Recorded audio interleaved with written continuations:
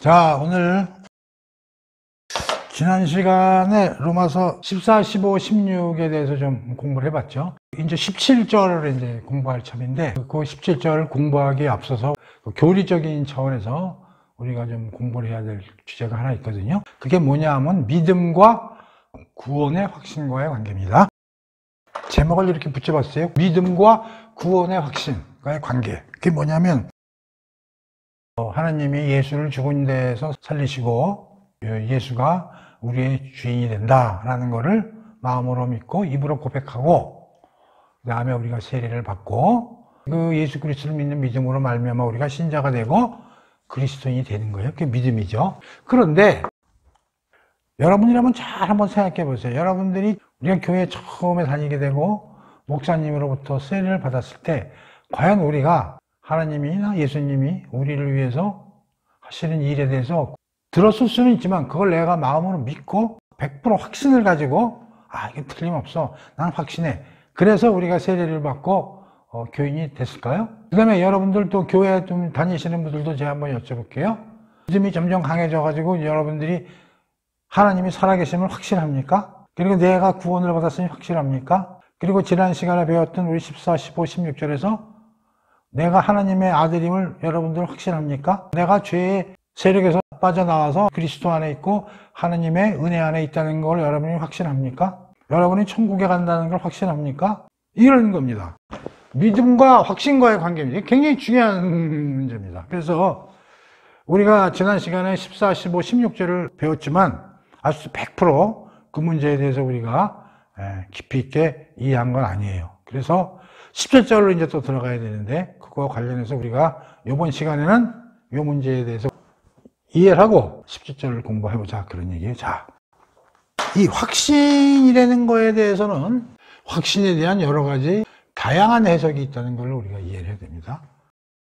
모든 신학자나 신부나 목사가 모든 교파들이 확신 문제에 대해서 똑같은 이론과 해석을 갖고 있는 게 아니라는 얘기예요.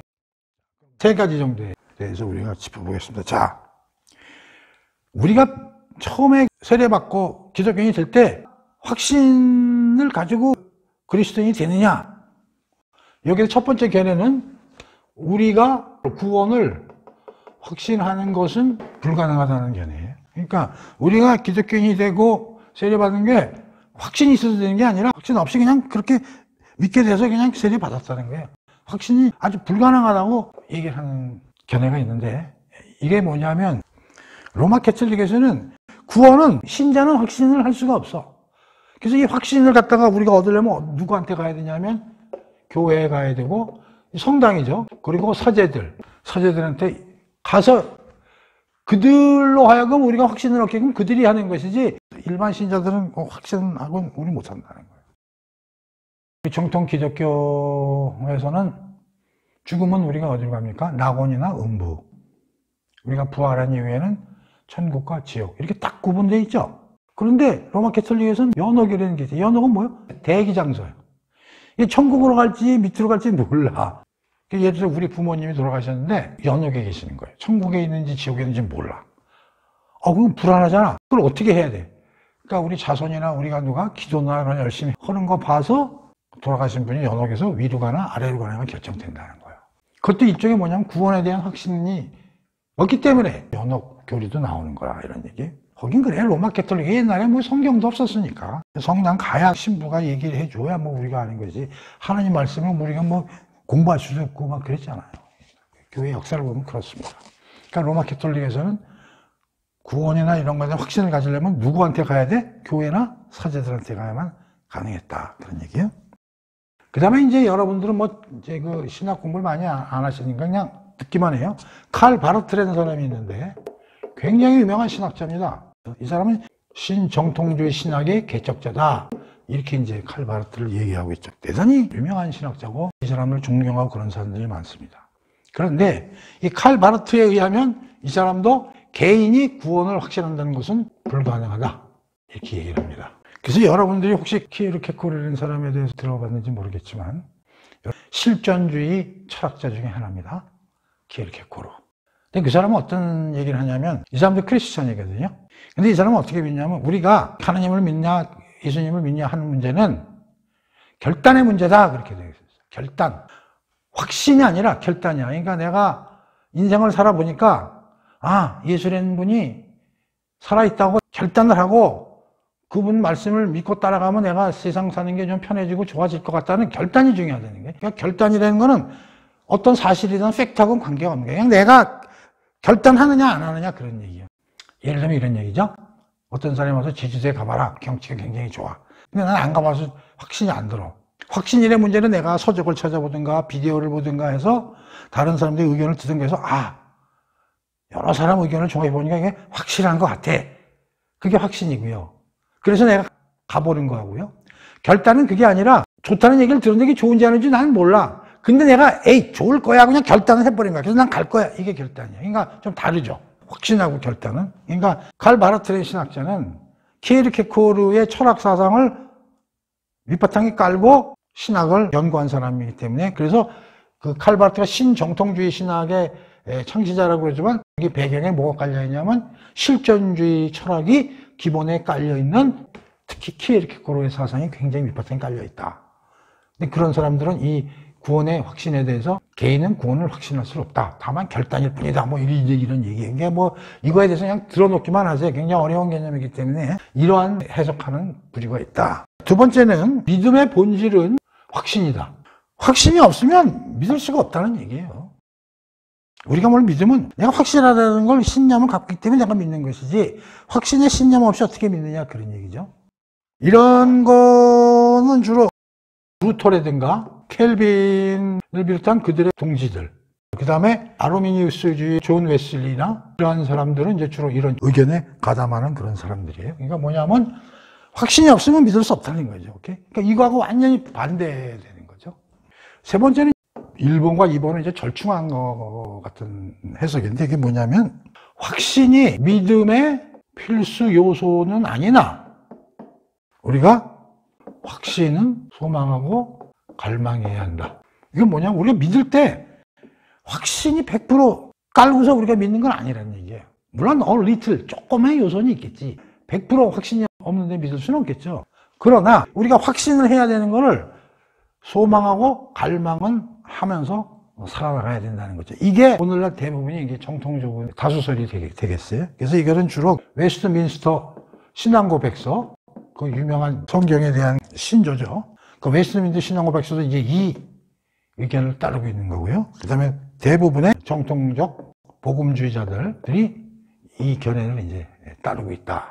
저도 이걸 이제 따르고 있는 것이죠. 그러니까 우리가 한번 이걸 잘 생각해. 굉장히 중요한 문제예요. 왜냐하면 우리가 이런 거에 대해서 생각을 안 해서 그러는데 교회 다니는 사람도 의심 많잖아요. 어떨 때 막 기도했는데 하나님이 응답 안 주고 그러면 이게 뭐야? 하나님이 살아있는 거야? 안 살아있는 거야? 내 구원을 받고 있는 거야? 아닌 거야? 확신이 막 안 들 때가 너무 많잖아. 영적 침체에 많이 빠지고 그러거든. 그러니까 이 문제를 우리 명확히 알아야 된다고.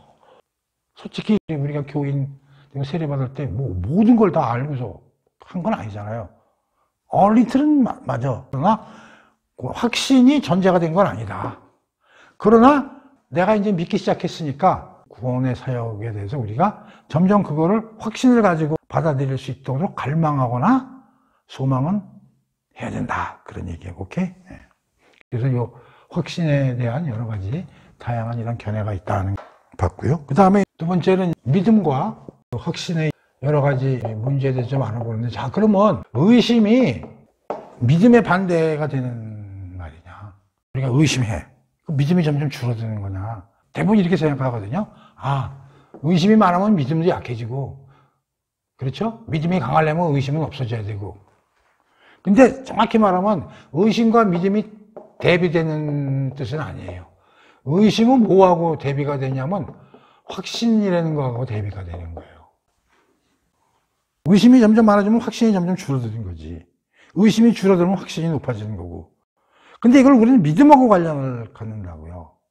그게 무슨 얘기냐면 우리가 의심을 가져도요, 믿음이 사라지는 게 아니라고요. 근데 우리는 의심을 믿음하고 관련을 갖게 되면 내가 의심할 때마다 내가 기독교인이 된 자체가 흔들리게 되는 거라는 거죠. 거죠. 의심이 많아진다고 해서 내가 기독교인 자체가 된 게 흔들리는 게 아니라고. 확신이 줄어드는 것이지.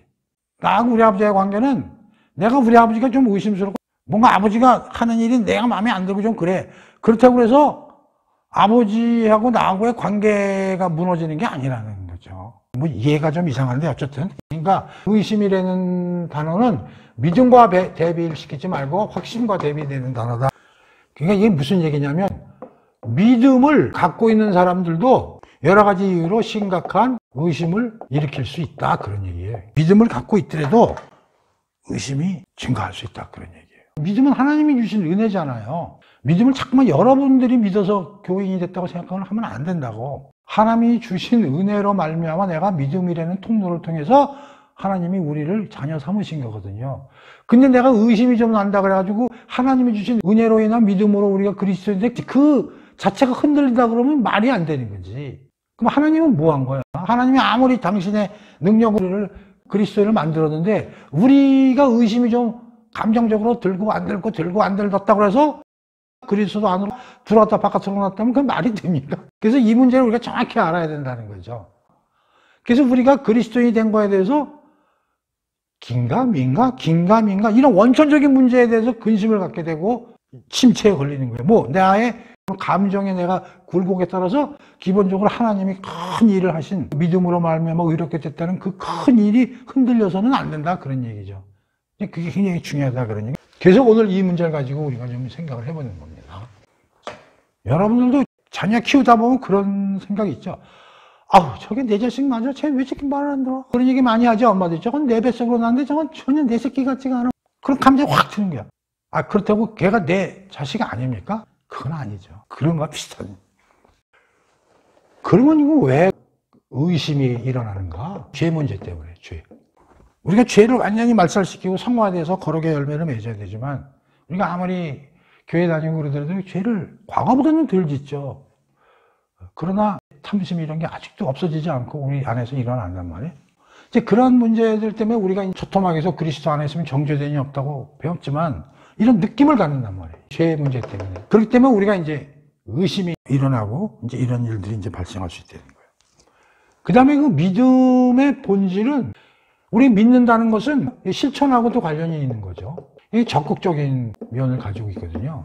그래서 우리가 로마서 처음에 공부할 때 믿음의 순종, 우리를 믿게끔 믿음에서 순종으로 가게끔을 믿음의 순종으로 공부를 하자. 그래서 믿음에 대해서는 세 가지 낱말을 패키지로 이해하자고 그랬어요. 그래서 믿음의 좌측에는 은혜, 믿음의 우측에는 순종이라는 말을 붙여서 우리가 이해를 해야 믿음의 정확한 의미를 알 수가 있다. 믿음이 된 단어는 굉장히 이해하기 어려운 단어이기 때문에. 그러니까 우리가 믿는 거는 내 공로가 아니라 하나님의 은혜로부터 내가 믿어지게끔 하셔서 우리를 자녀 삼으신다는 뜻에서 믿음은 하나님의 은혜로부터 오는 것이지 내 행위가 아니다. 그리고 그 믿음에는 순종의 의미가 있어서 머리로만 하는 것이 아니라 내가 모든 걸 하나님께 복종하고 의존하고 그런 실천의 의미를 갖고 있다.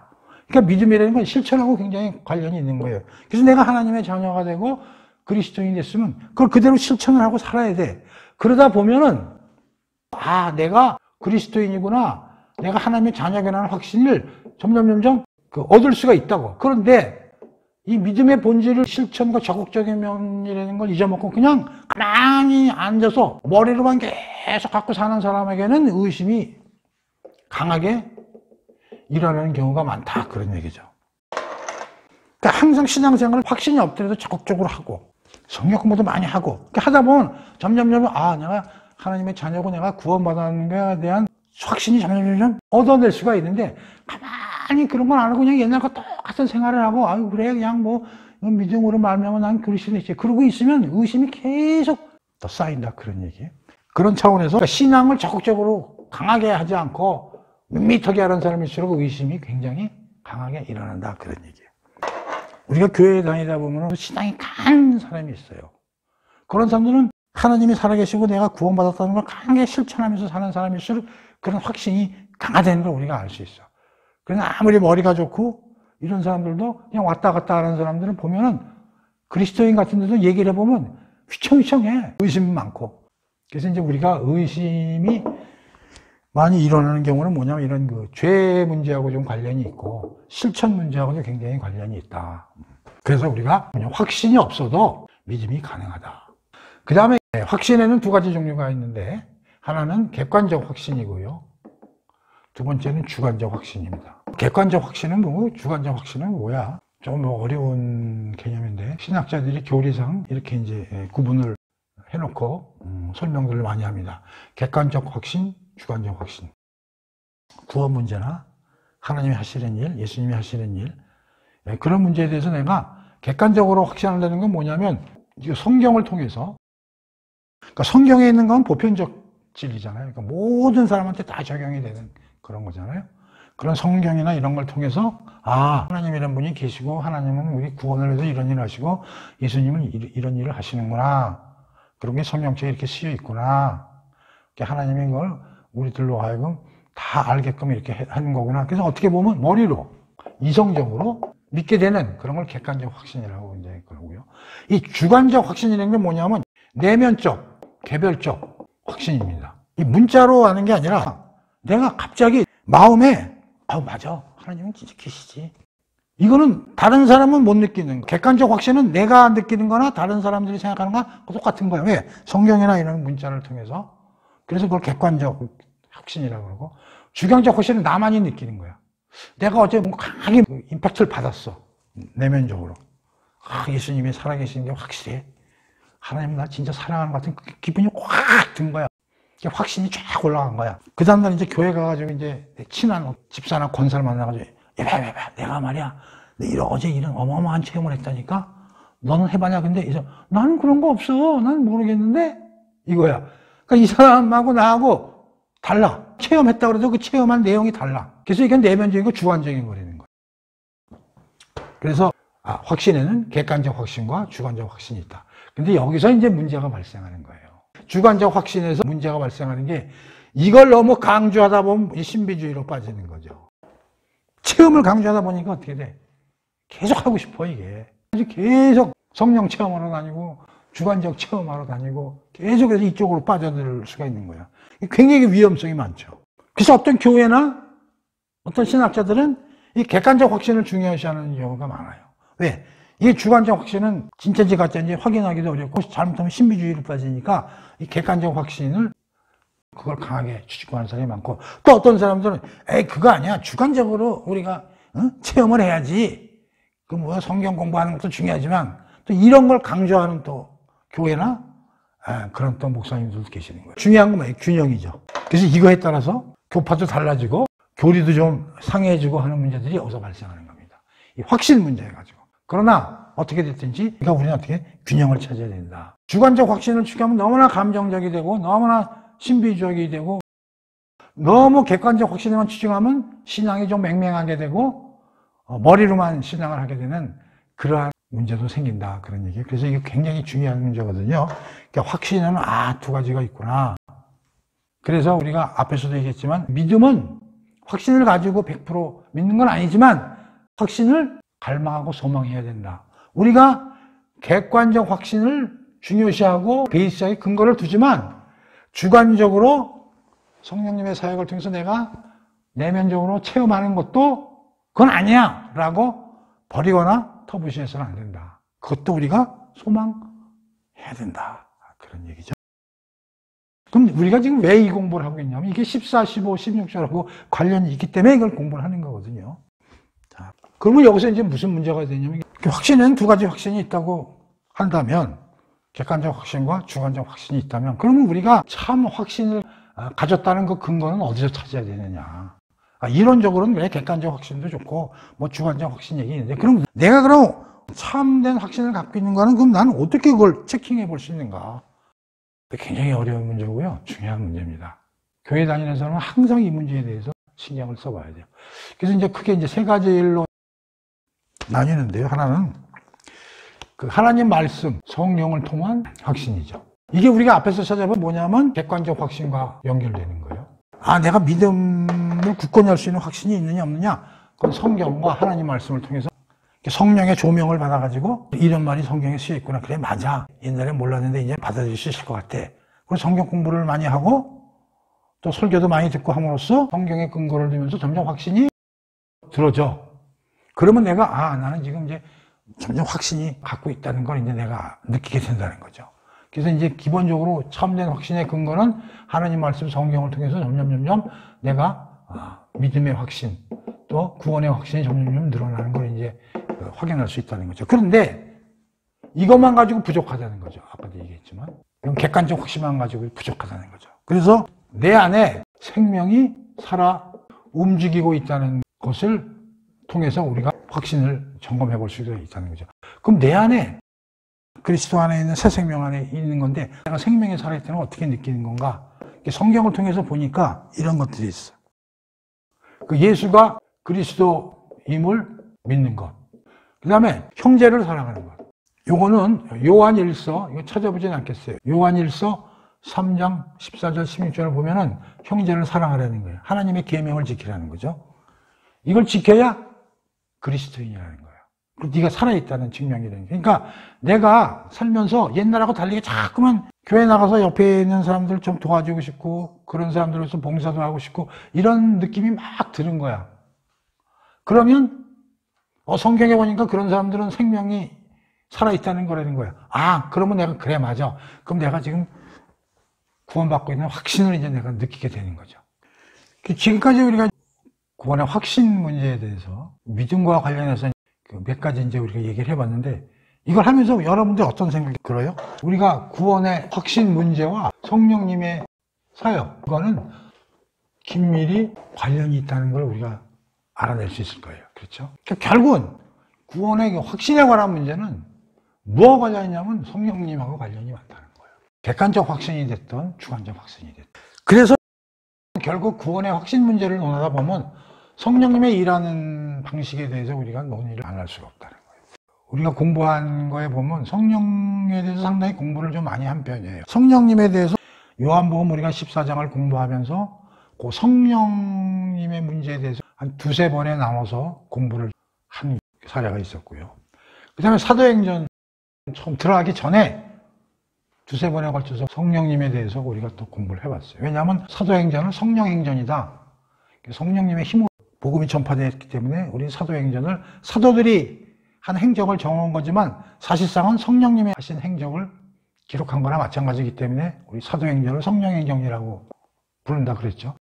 그래서 여러분들 이거에 대해서 좀 들었는데 잘 모르겠다면 다시 한번 요한복음 14장을 찾아가지고 유튜브에 그다음에 사도행전을 찾아봐가지고 성령님에 관한 내용을 다시 한번 또 듣도록 하시고요. 자, 오늘 또 구원의 확신 문제와 관련해가지고 성령님 사역과 밀접하게 관련이 되기 때문에 간략하게 이때 많이 했기 때문에 다시 한번 공부를 또 해보도록 하겠습니다. 굉장히 중요하기 때문에 계속 반복하는 거예요.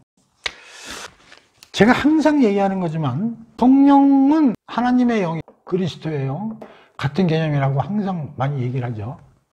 지금 우리 로마서에서도 사도 바울이 계속 성령, 하나님의 영, 그리스도의 영을 반복적으로 써가면서 설명을 하고 있단 말이에요. 굉장히 헷갈린다고 많이 얘기를 했죠. 그러나 삼위일체 하나님이다 라는 걸 베이스로 본다면 성령님은 하나님의 영이고 그리스도의 영으로 이게 동일한 개념이라고 이해를 해도 괜찮다. 이렇게 얘기해요. 이걸 너무 구분해서 설명하려고 그러면 여러분들이 이게 복잡해서 이해하기가 어려운 거예요. 그러니까 하나님의 영 나오면 그냥 성령님 이렇게 이해해도 된다 그런 얘기예요. 왜 그러냐면요. 한번 보세요. 성령님은요. 별명이 있다고 그랬어요. 닉네임이 있다고. 부끄러운 영이에요. 자기를 그냥 안 나타내려고 그래. 아주 성령님의 특징은 자기는 없어. 그러면 부끄러워하는 영이기는 자기는 전혀 내세우지 않고 누구를 가장 강력하게 내세우냐면 그리스도야. 그러니까 성령님은 뭘 위해서 이 세상에 오셨냐면 그리스도를 영광되게 하고 그리스도에 관한 것만 알려주기 위해서 일을 많이 하신다고. 그래서 우리가 부끄러워하는 영이라고 그러는 거예요. 자기는 내세우진 않아요. 그 다음에 이분은 진리의 영하고 거룩한 영이야. 하느님 말씀이나 성경에 있는 얘기 우리 교인들로 하여금 이해하고 깨닫게 하는 일만 하시지 다른 일체의 일은 안 하셔. 그리스도의 영광을 위해서만 일을 하니까 성령을 그리스도의 영이라고 부를 수도 있다는 거야, 별칭이. 왜? 그리스도에 관한 영광만 일을 하기 때문에 성령은 그냥 그리스도의 영이다 이렇게 이해해도 된다는 거죠. 그 다음에 성령님은 진리의 영은 거룩한 영이야. 이거 하나님의 말씀, 성경에 쓰인 하나님의 말씀. 이것만 깨닫고 조명하는 거거든. 그래서 성령은 그리스도의 영이라고 부를 수도 있고 하나님의 영이라고 부를 수도 있는 거야. 자, 이제 성령님이 어떤 분인지 이제 대충 알았어. 자, 그러면 성령님이 일하시는 방식을 다시 한번 알아보자는 거예요. 이거 요한복음이나 사도행전 할 때도 했어요. 했지만 잘 들어보세요. 두 가지 형태로 일하신다는 거예요.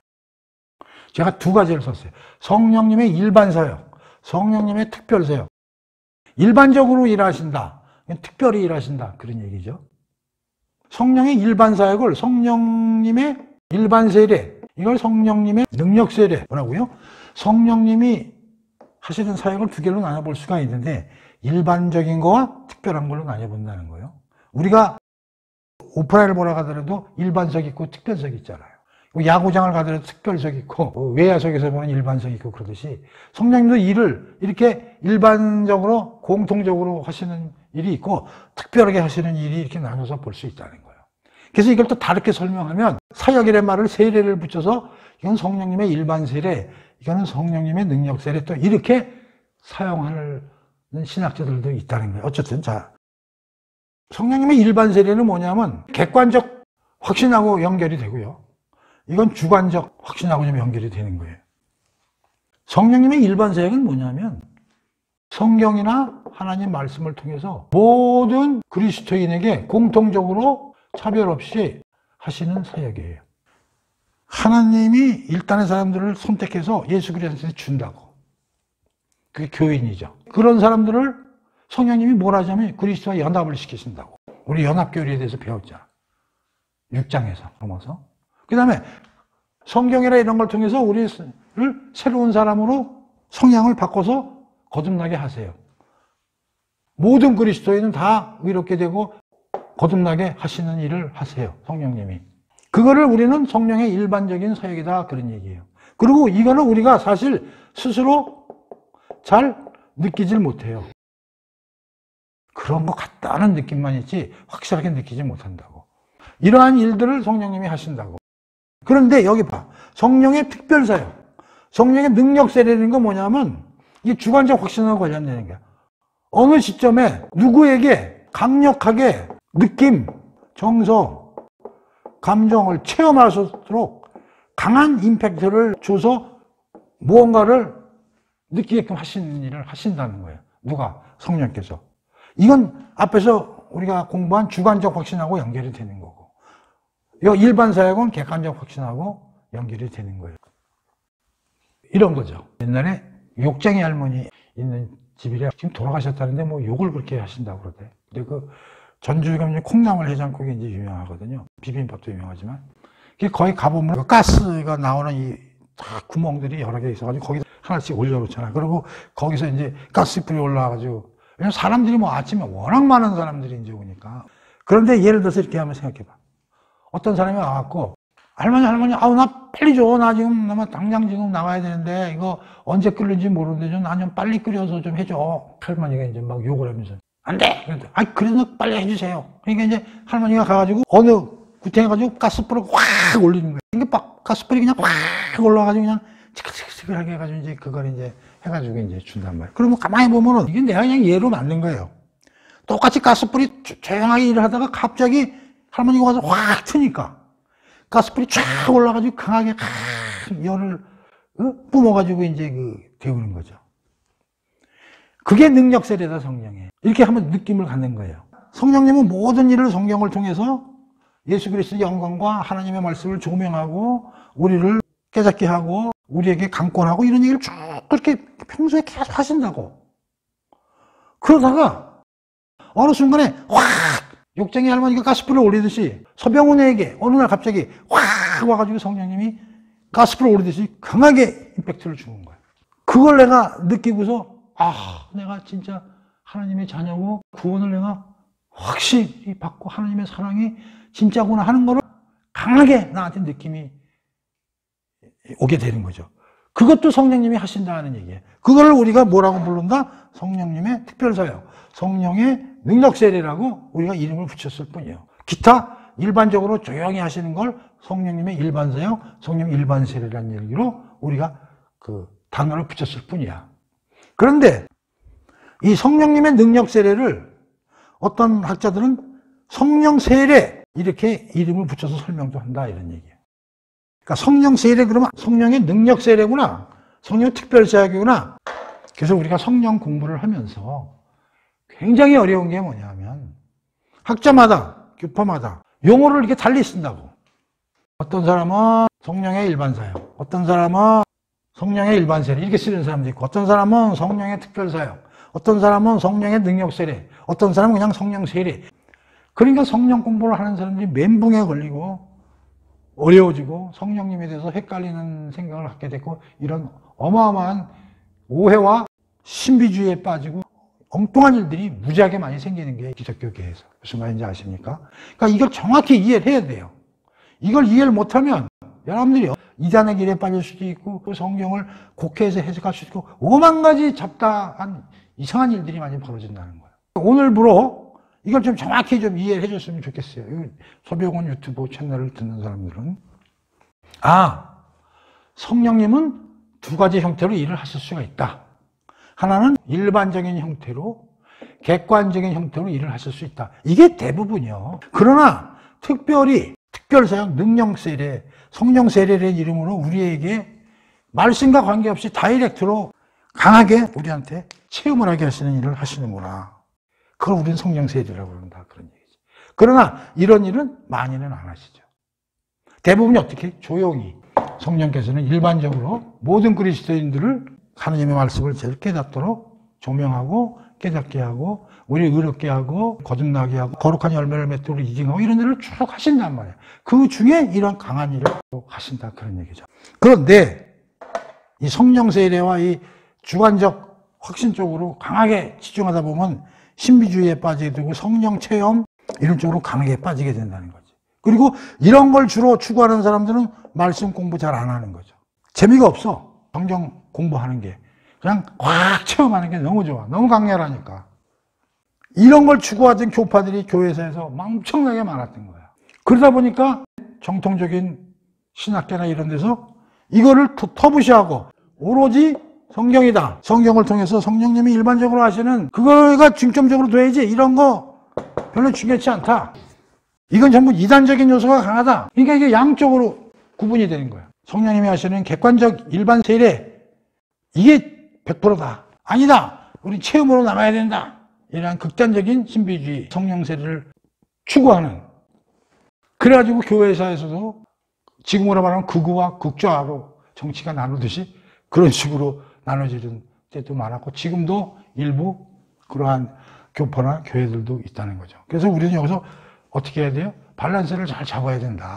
그러니까 성경 공부 열심히 하고 그렇다고 해서 성령님의 능력 세례 또는 성령 세례를 또 터부시하지 말고 그거 받으면 좋지. 그게 뭐 나쁩니까? 오케이. 그래서 성령님의 일하시는 방식과 관련해가지고 용어 공부를 하나 더 하고 조문으로 공부 들어가도록 하겠습니다. 여러분들이 이런 얘기 들어보셨는지 모르겠는데 성령의 인치심과 보증 들어보셨어요? 성령의 인치심과 보증. 이걸 왜 제가 얘기를 해보려고 그러냐면 이게 17절하고 관련이 되기 때문입니다. 이거에 대해서 우리가 미리 좀 이해를 하고 넘어가야 돼요. 이런 말이 있어? 성령의 인치심과 보증?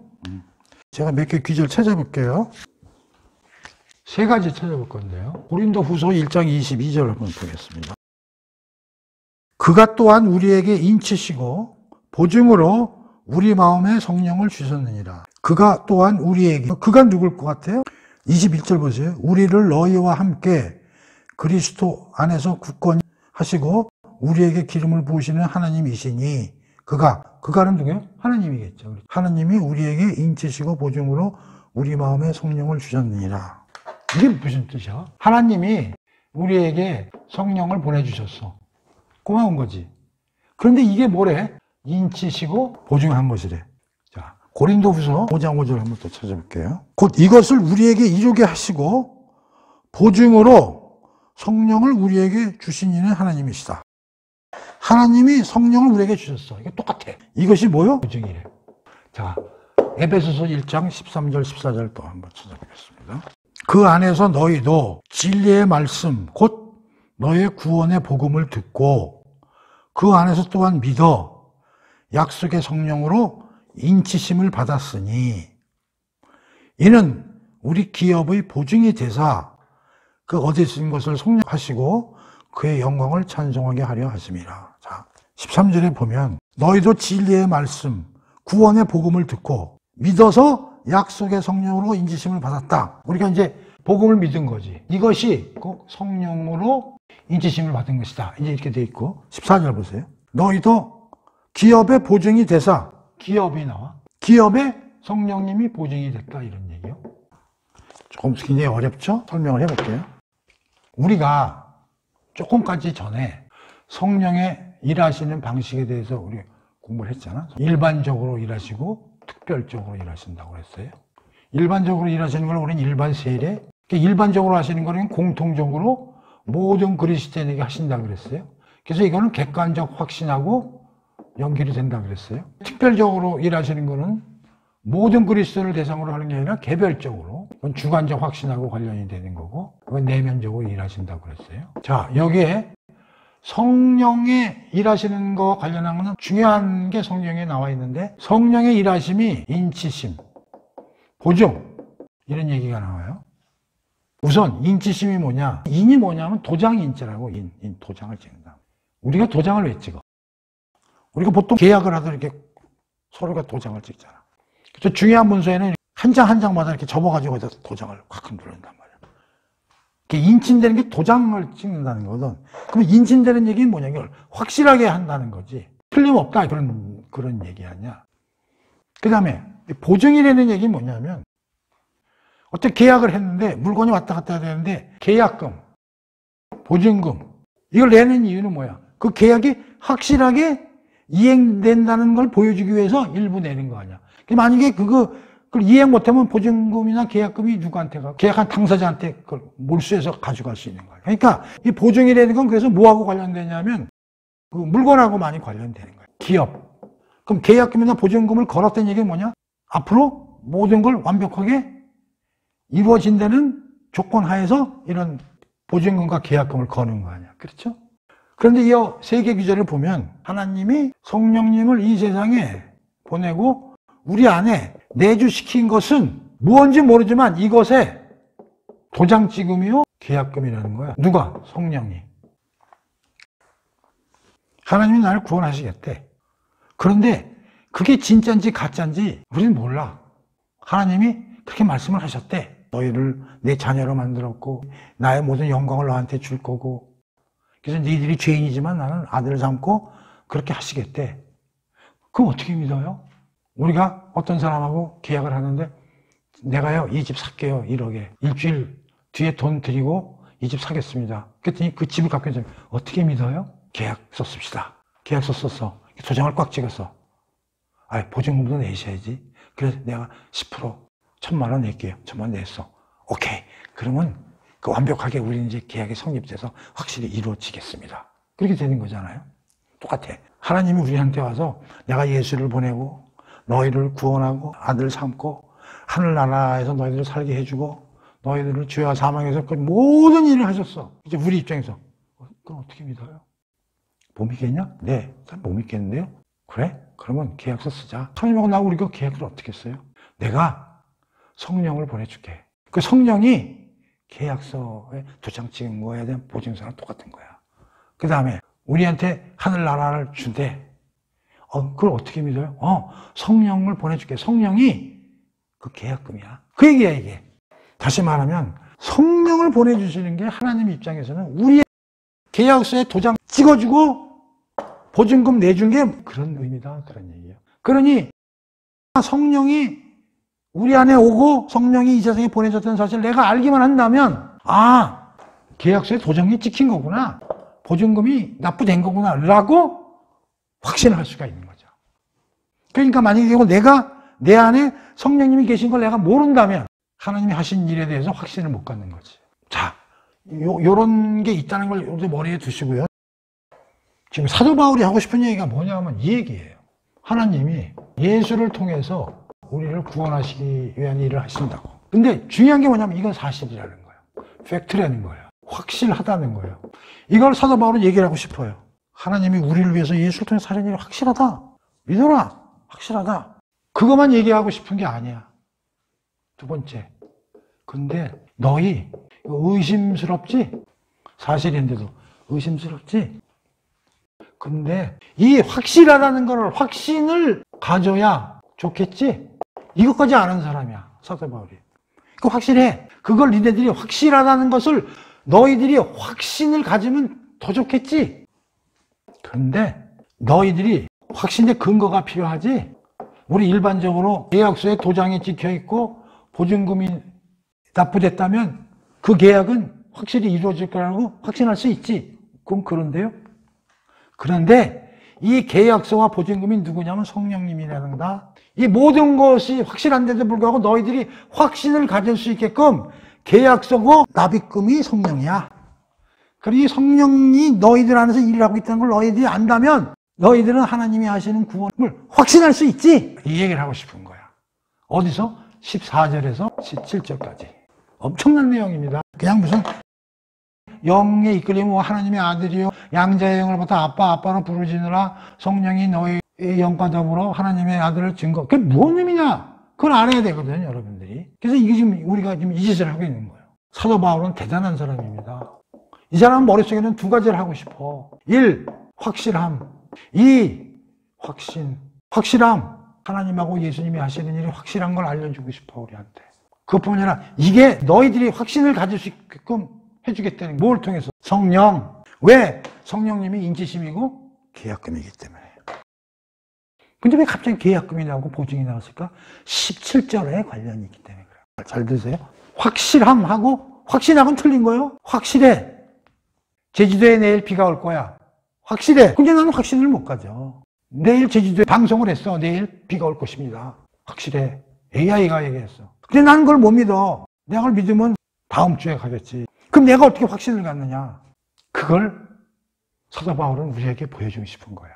확실한 것도 확실하지만 확신을 갖게끔 나한테 그 기상 예보를 한 천문학자를 나한테 보내줬어, 누군가가. 그래서 그 사람이 구름 사진을 갖고 와가지고 여보시오, 구름 사진이 이렇게 됐거든요. 그 분석해 보니까 분명히 내일 비가 오거든요. 딱 보여준 거야. 그러면서 거기다가 사인까지 했어. 지금 벌써 구름이 10%쯤 벌써 이게 도착을 했어요. 내일 되면 100% 올 겁니다. 100% 확신이 갖는 거야. 그 지도를 갖고 온 사람이 누구냐? 성령 하나님이라 이런 얘기죠. 잘 생각해 보세요. 이 로마서 14절과 17절을 대충 해석하고 넘어가는 사람이 부지기수입니다. 그냥 하나님의 아들이에요. 하나님이 그냥 자녀 삼아주시는구나. I thank you, sir. 그럼 넘어가면 그만이야. 근데 그렇게 해가지고는 깊은 뜻을 우리가 맛볼 수가 없다는 얘기예요. 지난 시간에 공부한 걸 다시 리뷰 한번 해봅니다. 14절에서 하나님의 영의 인도를 받는 사람은 하나님의 아들이다. 그러니까 14절에서는 내가 성령님의 인도를 받고 있다면 내가 하나님의 아들임을 확실하구나. 그 얘기예요. 그럼 이거는 성령님의 일반적인 일하심을 뜻하는 거예요. 자, 15절로 넘어갑니다. 조금 더 가서 뭐라고 그러냐면 너희들이 무서워하는 종의 영을 받지 아니하고 양자의 영을 받았으므로 아빠, 아버지라고 부른다. 그 얘기요. 하나님의 아들임을 내가 확신을 했어. 근데 사도 바울은 더 나가. 아들임을 아는 게 중요한 게 아니라 너희 입으로 아빠라고 불러. 그렇게 될 때까지 성령님이 일을 하신다는 거야. 이것은 뭐냐면 성령님의 일반 사역을 넘어서는 특별 사역의 한 종류라고. 일반적으로 일하시면서 조금 더 나가는 거야. 특별히. 하나님의 아들임을 더 깊이 느꼈기 때문에 우리가 아빠라고 부르는 거예요. 하나님한테. 그럼 어떻게 아빠라고 우리가 부르냐? 그냥 불러주는 게 아니지. 성령님의 특별한 사역이 더 들어왔기 때문에 우리가 아빠라고 부를 수 있다는 거예요. 16절로 넘어갑니다. 근데 여기서 뭐라고 그러냐면 사도 바울이 성령님이 일을 하셔서 너희가 하나님의 아들로 확신을 하게끔 해주고 또 더 특별한 일을 하셔서 아빠, 아버지라고 부르게 하는데 그거 말고 더 여기는 알파가 아니라 더하기 플러스 알파. 성령님이 직접 너희들이 하나님의 자녀임을 체험적으로 느끼게 강한 임팩트를 넣어서 증거하시겠다는 거예요. 성령의 능력 세례를 강하게 일하시겠다는 거예요. 다시 말하면 플러스 알파 플러스 알파. 이렇게 함으로써 어떤 일이 벌어져? 너희들은 하나님의 자녀임이 틀림없지만 그걸 성령님의 어마어마한 능력, 세례로 말미암아 너희가 확신을, 여기는 확신이야? 너희가 확신을 갖게 될 수 있다. 이 얘기예요. 14, 15, 16이. 하나님이 우리를 위해서 하신 일만 설명하는 게 아니라 그걸 너희가 확신을 가질 수 있다니까? 왜? 성령님의 강한 능력으로. 그래서 이 14, 15, 16절 뒤에는 성령님의 강한 능력 있는 일반적인 사역을 넘어서는 특별한 사역이 뒷받침되어 있다는 것을 설명하고 있는 거예요. 교리적으로. 그걸 우리가 알아야 됩니다. 그래서 우리로 하여금 강하게 확신시키고자 싶어 하는 게 사도 바울의 말이에요. 야, 14, 15, 16절이 얼마나 대단한 구절입니까? 의미를 좀 아시겠죠? 자, 11절로 넘어가 볼게요. 17절에 뭐라고 되어 있습니까? 여기서 사도 바울은 끝나지 않아요. 이것만 해도 어마어마한 거 아니에요. 너희들이 하나님의 자녀가 된다니까? 그걸 너희들이 확신을 갖게 해준다니까? 그걸로 끝나도 돼. 그런데 한 걸음 더 나가 17절 보겠습니다. 자녀이면 또한 상속자, 곧 하나님의 상속자요 그리스도와 함께한 상속자니 우리가 그와 함께 영광을 받기 위하여 고난도 함께 받아야 할 것이니라. 야, 자녀로 끝낼 수도 있었죠. 거기서 끝을 내지 않습니다. 더 나갑니다. 더 깊게 나간다. 자녀이면 뭐라 그래요? 상속자래요. 여기 상속자가 나갑니다. 다른 성경은 후사 이런 말을 씁니다.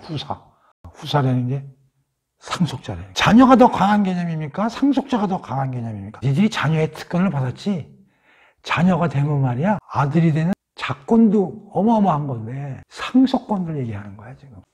너희들은 상속자야. 그런데 더 나가. 어떤 상속자인 줄 알아? 두 가지를 얘기해. 하나님이 상속자고 그리스도에 함께한 상속자야. 그럼 여기서 한 개 더 나가. 너희들이 그리스도와 함께한 상속자이기 때문에 그와 함께 영광을 받는다. 그와 함께 영광을 받는다 그러니까 그리스도가 받을 영광을 너희도 함께 받는다. 여기까지 볼게요. 그 다음에 고난은 요 다음 시간에 18절하고 관련해서 공부를 할 거니까 오늘은 여기 그와 함께 영광을 받는다. 여기까지. 이 사도 바울의 이 놀라운 이야기를 한번 보십시오. 자녀에서 상속 권리까지 나가. 근데 그걸 또 강조해. 너희들 록펠러 상속자 아니야? 카네기 상속자 아니야? 하나님의 상속자라니까? 전 우주를 창조하신 하나님의 상속자라니까? 그것뿐만이 아니라 예수님과 함께한 상속자라니까? 더 나아가 예수 그리스도가 받을 모든 영광을 너희들도 받는다니까? 아, 이게 지금 받을 영광이라는 말이 나오잖아요. 이 상속이라는 의미가 뭐예요? 뭘 받는다는 거 아닙니까? 성경에서는 기업이라는 말을 써요. 아까 그 기업의 보증이 되니 기업. 상속이 뭐 기업을 물려받는다는 거예요. 이거를 확실하고 확신을 하기 위해서 우리가 성령의 인치심과 보증 알아본 거예요. 야, 이거를 14에서 17절까지 사도 바울이 우리에게 기록한 거죠. 그래서 이 17절이요. 8장 중에 로마서의 최고봉인 가장 높은 데 위치하는 최고의 영광된 구절이다. 뭐가? 17절이. 로마서가 1장에서 39절까지 39개의 구절로 되어 있잖아요. 7개 토막으로 이렇게 공부를 해본다고 그랬어요. 그리고 로마서 8장은 가장 로마서에서도 최고봉이라고 그랬죠. 그 중에서도 요 17절이 최고의 구절이다.